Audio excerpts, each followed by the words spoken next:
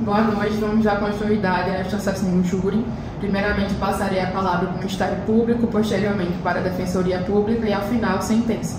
Vamos com a palavra do Ministério Público. Excelência, colegas advogados, ilustríssimos jurados, estamos aqui hoje para buscar justiça por Patrícia Oliveira, uma jovem de apenas 14 anos, que em seu momento de fragilidade, no seu momento em que ela estava mais abalada emocionalmente, ela procurou conforto, procurou uma palavra de ajuda. E o que ela recebeu em troca? Desprezo, frieza e o pior, foi instigada a se matar. Miguel Santos, ele não era um estranho para Patrícia, ele era o seu professor. Era alguém que deveria ajudá-la, acolhê-la, entendê-la. Mas ao invés disso, ele utilizou das palavras mais frias e cruéis que ele poderia dizer a uma adolescente de apenas 14 anos. Então, bullying. Patrícia, ela estava desesperada. Ela não procurou por capricho, não. Foi por medo, por se sentir totalmente acuada, insegura, indefesa. E em vez de ser acolhida, de ser protegida, ela foi empurrada, literalmente, para a morte. E só não morreu graças a um pedaço de lona. Não foi graças à ajuda da pessoa que deveria ajudá-la, não. E por sorte, somente por sorte, Patrícia não morreu. Mas isso não retira o crime, porque Miguel, ele tinha dolo, ele tinha a intenção. Ele disse isso na delegacia no momento do inquérito. Ele confessou que queria que a jovem morresse. Mas por quê? Por um motivo totalmente fútil e torpe. Ele queria se vingar do seu colega, por inveja por seu colega ser muito querido, colega e pai de Patrícia. Então ele usou a aluna para machucá-lo, para feri-lo. Estamos então diante de um caso em que não fere somente as leis penais, ela fere a ética, os bons costumes, a moralidade da sociedade, mas não só isso, fere também o dever do professor, que deveria ajudar e acolher o seu aluno. Mas ao invés disso, ele utilizou de sua autoridade para empurrá-la para a morte. Senhores jurados, quando uma criança, uma adolescente de apenas 14 anos entra em uma sala de aula, o que ela espera é que naquele local ela esteja segura, que ela vá aprender e que ela vá se divertir. O que não aconteceu, porque Miguel destruiu tudo isso. Ele não só destruiu, como ele se tornou o agente de uma violência. A gente não está diante de um simples acidente, de só um mal-entendido. Ele escutou uma ameaça de suicídio e não só ignorou, ele incentivou ela a cometer o suicídio. Isso foi um ato intencional, confessado perante as autoridades, que ele disse que realmente queria que ela morresse para ferir o pai dela, e testemunhado por outras duas alunas, que também prestaram seu depoimento em sede de delegacia. Ele ouviu, não só ignorou, deixou de prestar auxílio, como incentivou. Isso é um sentimento desprezível, é cruel e é crime. E cabe a vocês, senhores jurados, nesta noite, mostrar que a justiça existe justamente para proteger essas pessoas vulneráveis, assim como Patrícia, que não estava esperando passar por uma situação dessa. Miguel escolheu destruir tudo que aquela menina acreditava que era possível viver ali dentro. Ele falhou como educador. As testemunhas, elas confirmaram hoje, nessa noite, o que elas prestaram depoimento no ano 2019 na delegacia.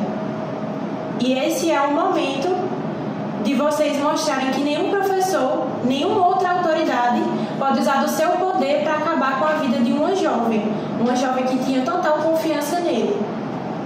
Então hoje, nessa noite, o Ministério Público, diante de tudo que foi dito, tudo que foi provado e diante do que foi confessado pelo próprio Miguel, pede a condenação dele nos termos da denúncia por tentativa de homicídio qualificado por motivo torpe e fútil, e que nessa noite vocês pensem no que o pai de Patrícia sofreu, no que a família sofreu e no que ela sofre até hoje como um trauma que ficou enraizado nela. Que a gente possa fazer nessa noite justiça por ela, pela escola e pelo que a sociedade espera de vocês. Muito obrigada. Agora passo a palavra para a Defensoria Pública. Muito obrigado, excelentíssima juíza. Nobre Conselho de Sentença. Tendo por vista o crime dentro do direito penal, é importante que a gente falar sobre o fato típico. O que levou realmente a esse crime e se realmente existiu esse crime. Dentro do fato típico, a gente analisa o nexo de causalidade, que é a ligação que existe entre a conduta gerada pelo agente e o resultado que adveio dessa conduta, para realmente analisar se existiu um enquadramento naquele crime que está sendo discutido. E aqui estamos falando do crime de homicídio. É necessário destacar que o crime de homicídio traz no seu caput matar alguém, e aí traz a pena. Em momento nenhum, durante a conduta do Sr. Miguel, nosso cliente, foi constatado e dá para se falar que existiu ali alguma conduta dele que levasse a vítima à morte. Ele não fez nada, ele não chegou a empurrá-la, como foi usado, né, de forma figurativa aqui pelo Ministério Público, para ela se jogar daquela janela. Ele não fez nada desse tipo. E outra, em relação às alegações tidas por ele, a sua fala ali, em relação à sua confissão de ele realmente querer que a vítima ela morresse, há de se destacar o momento que ocorreu tal a situação. Ele fala que, isso aqui é o que está dentro dos autos, ele fala que não teria o que fazer, se ela quisesse se jogasse porque não teria o que fazer, ela estava reprovada. Aqui foi usada uma figura de linguagem, como o Ministério Público também usou figura de linguagem, a querer dizer que, pela fala dele, ele empurrou a vítima da janela. Então não se há de a gente usar uma figura de linguagem como um enquadramento para um homicídio, que é um crime tão grave dentro do nosso Código Penal. Então é forçar muito, nobre Conselho de Sentença, querer imputar ao acusado, aqui ao réu, a conduta de homicídio onde não existiu.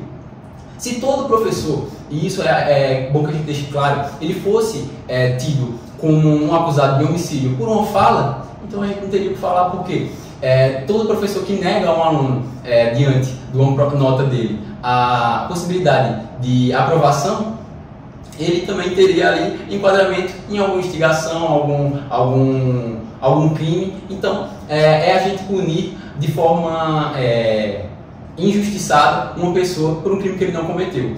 É necessário destacar também que dentro do direito penal existe uma teoria chamada teoria da imputação objetiva da conduta. E nessa teoria fala que é necessário que você crie um risco ou incremente um risco proibido para que você seja enquadrado no fato típico, que é um elemento de um crime.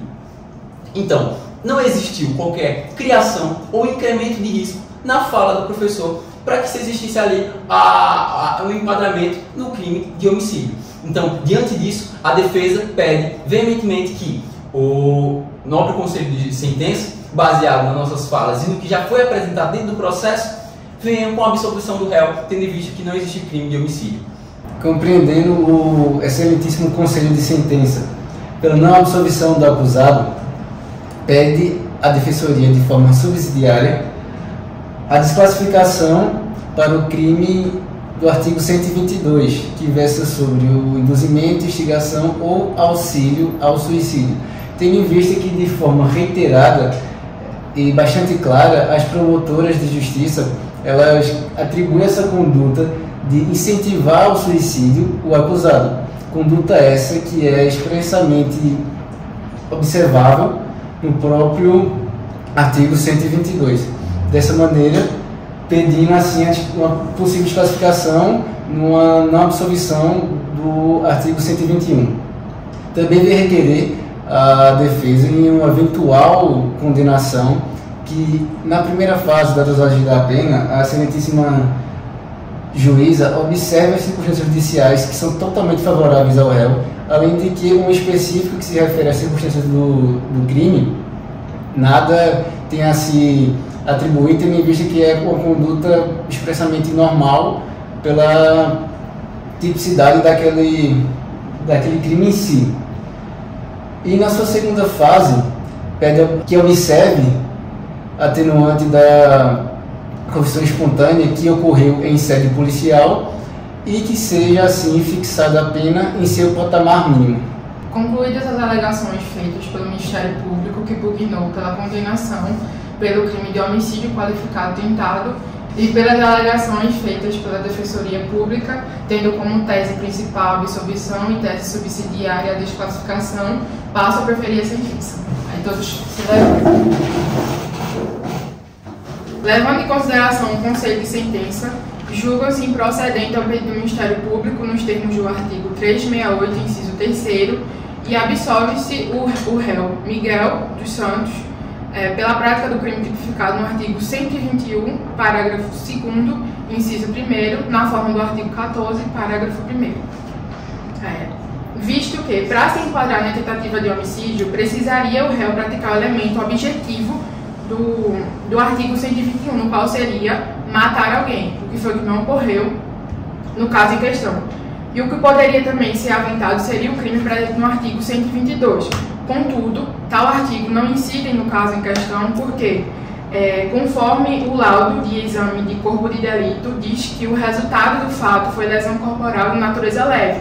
E a lei vigente no tempo em que a conduta foi praticada exige que tenha como resultado daquela conduta lesão corporal, no caso seja o resultado daquela conduta, lesão corporal de natureza ou grave ou gravíssima, o que foi que não ocorreu no caso.